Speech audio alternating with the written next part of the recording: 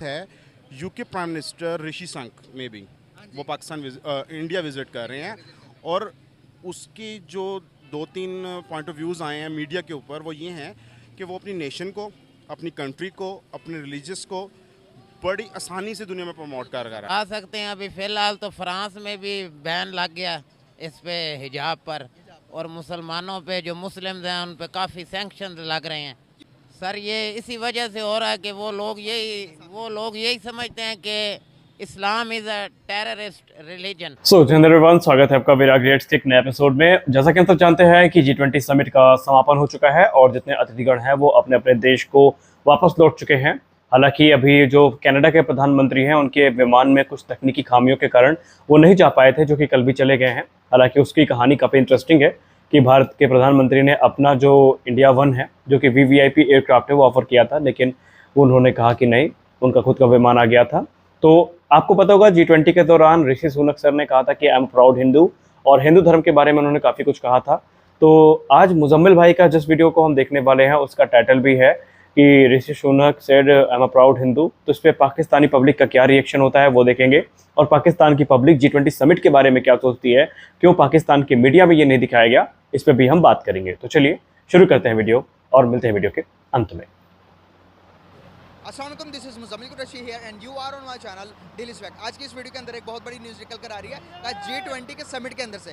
Guys G20 के summit के बारे में बताता चलूँ तो गाइस उसके अंदर first time Rishi Sunak UK के प्राइम मिनिस्टर भी पधार रहे हैं, यूके के प्राइम मिनिस्टर भी आए हुए हैं। गाइस यूके के प्राइम मिनिस्टर साफ साफ अल्फाज में कहते हैं I love India, I love my culture. कह रहे हैं कि I love my religion present करते हुए नजर आ रहे हैं। किस तरह से वो इंडिया की तारीफ करते हुए नजर आ रहे हैं, किस तरह से वो अपने कल्चर की तारीफ करते हुए नजर आ रहे हैं। आप देख सकते हैं कि हमारे भी कंट्री के बहुत सारे लोग आउट ऑफ कंट्री रहते हैं, लेकिन वो इस तरह से अपने मुल्क को, अपने रिलीजन को और अपने कल्चर को प्रमोट करते हुए नजर नहीं आते। पाकिस्तानी पब्लिक के पास जाऊँगा, उनसे पूछूंगा कि ऋषि सुनक से हमें क्या सीखने को मिलता और पाकिस्तानी पब्लिक इस बारे में क्या अपनी राय देती है।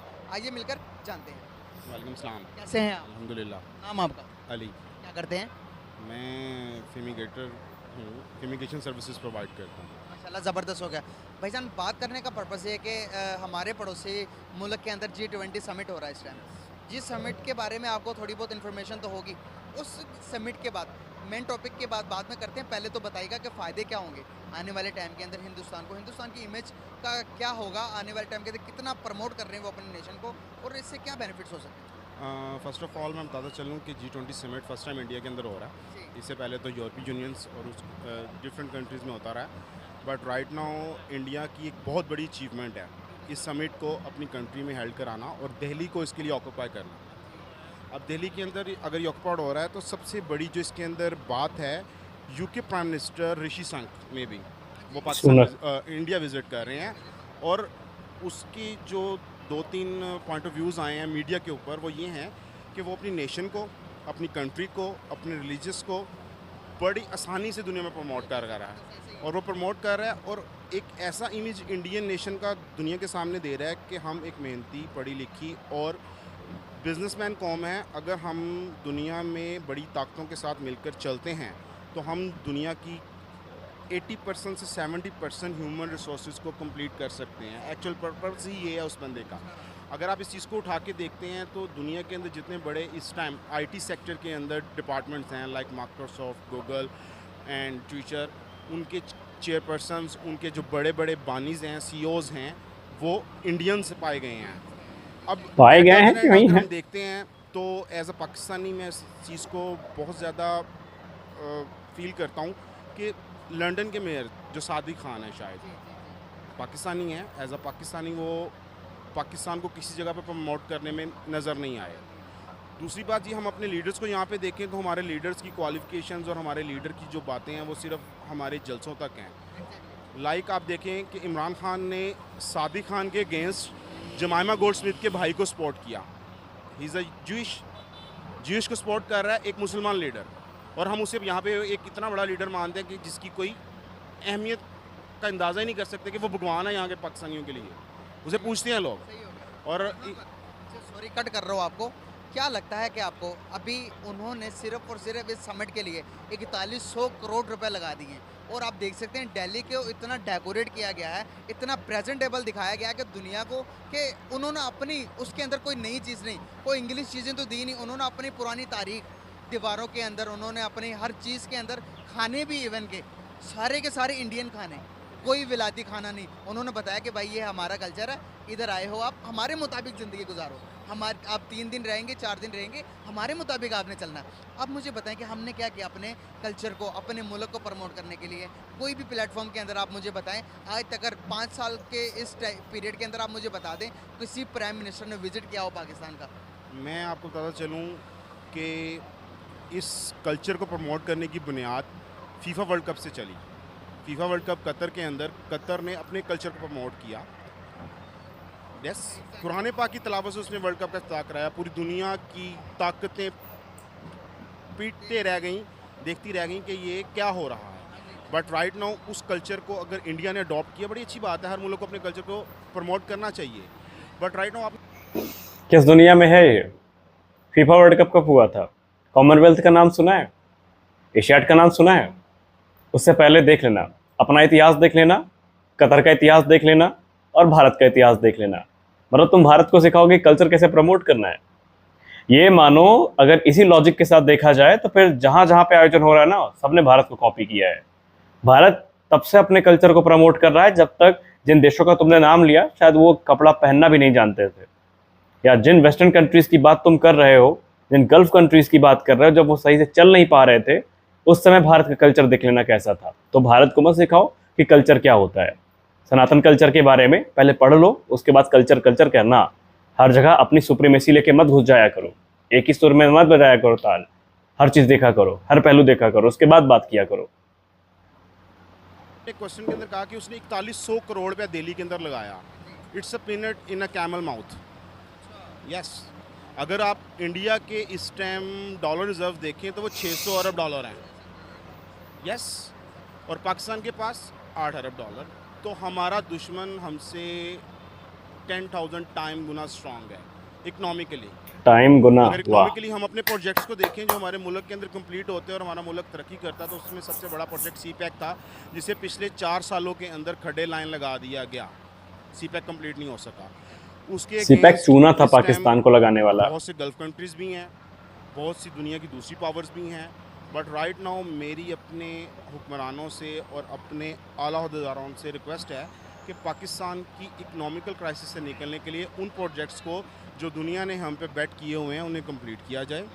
चंद्रयान पे तो बड़ी दूर की बात है, चंद्रयान एक साइकोलॉजिकल अचीवमेंट है उनके लिए। उसके लिए बहुत से दूसरे रास्ते हैं। आईटी डिपार्टमेंट के अंदर उनकी आईटी प्रमोट होगी, पूरी दुनिया उनकी आईटी परचेज़ करेगा। वो एक उन्होंने नया रास्ता खोल लिया अपने लिए। बट राइट नाउ हमें अब as a nation, as a कौम बहुत ज़्यादा स्ट्रगल, मेहनत की ज़रूरत है कि हम डॉलर्स की इन्वेस्टमेंट आई है जब पता लगा कि चंद्रयान भाई लैंड कर गया।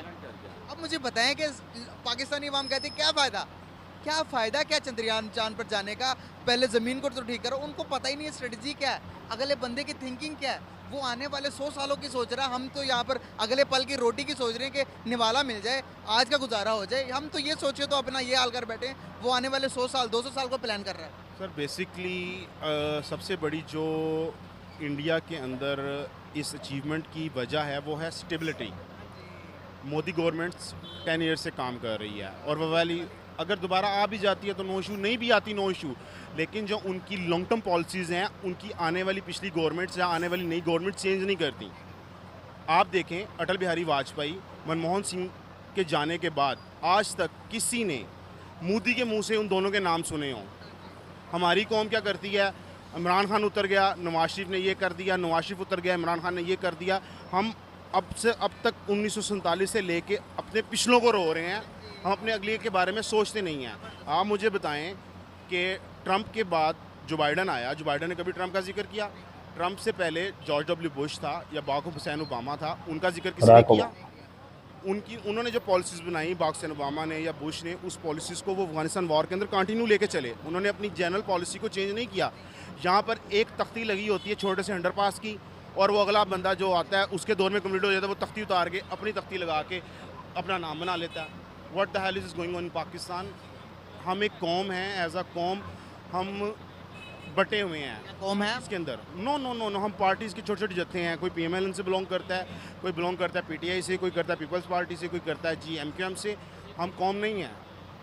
कौम आप मुझे एक बात बताएं, जब से नरेंद्र मोदी सर आए हैं अपने मुल्क का नक्शा ही चेंज कर दिया। उन्होंने कुछ दिया ना दिया हो, बहुत कुछ तो दिया, लेकिन बात करने का पर्पस है कि नेशनलिज्म ज़रूर दिया अपने अवाम को। सर, नेशनलिज्म एक लीडर ही दे सकता है। आप पाकिस्तान में किसको लीडर मानते हैं? पाकिस्तान में लीडर था भट्टो, पाकिस्तान में लीडर थे लियाकत अली खान, पाकिस्तान में लीडर थे Quaid Azam Mohammad Ali Jinnah. They are the leaders. ये जो लोग हैं ये एक सियासी पार्टी के छोटे छोटे कायदीन हैं, ये लीडर्स नहीं हैं।